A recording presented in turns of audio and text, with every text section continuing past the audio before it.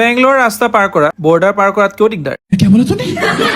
কিয়া বোলে তোনে নহয়, ঠিকেই শুনিছে। আজিৰ কাহিনীটো মানে অফিচৰ বাহিৰত, কাৰণ এতিয়া লাঞ্চ টাইম, এতিয়া খাব গৈ আছো। অফিচৰ পৰা ওলাই গৈছিলোহে আৰু অলপ দূৰ যাওঁতে বেংগলোৰ চবতছে ফেমাছ বস্তু ট্ৰেফিকে মোক আগুৰি ধৰিলে। কমেও 1 মিনিটৰ পৰা 1.5 মিনিটলৈকে এটা জেগাতে ৰখি আছিলো মই। চকু খজুৱাই সময় পাৰ হৈ গ'ল, কিন্তু এই ট্ৰেফিকটো পাৰ নহ'ল। ৰখি মই দেখিলো মোৰ অফিচৰ কলিগ এজনীও আহি পালে আৰু ফাইনেলি চিগনেলটো ৰেড হ'ল, মানে আমাৰ কাৰণে গ্ৰীণ আৰু।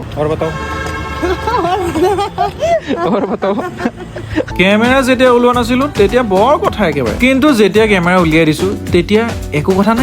ৱাই? এতিয়া হৈছে বাদ দিয়ক, আমি যোন জেগাত আহিবলগীয়া আছিলে তাত আহি পাই গলোহি, মানে খানা মেইন ৰাইচ। কিন্তু কথা এটা হ'ল নহয় ৰাইচ, অৰ্ডাৰ দিয়া 20 মিনিট হ'ল কিন্তু খানা আহাই নাই। মই ভাবিছো এইখানে কি বনাই আছে ইমান। ফাইনেলি ৰাইচ আহিল দিয়ক। মই অৰ্ডাৰ দিছিলো পৰঠা আৰু এইখন আহিবলৈ লাগিছে 20 পৰা 25 মিনিট। ঠিকেই আছে। খোৱাৰ পিছত সুধিলো ইহঁতক কি ইমান টাইম কিয় লাগিলে। তাৰপিছত ইহঁতে মোক কৈছে অৰ্ডাৰটো মই দিছো বুলি পাহৰিয়ে থাকিলে বোলে। এইবোৰতে বাদ দিয়ক। আহি পেলাই আৰু এটা কলিগক লগ পালো। জানো পাই ৰাইজ, কিবা পেৰ মে দৰ্দ কিবা কথা কৈ আছে। মই কি আৰু শুনিবলৈ শুনি আছো।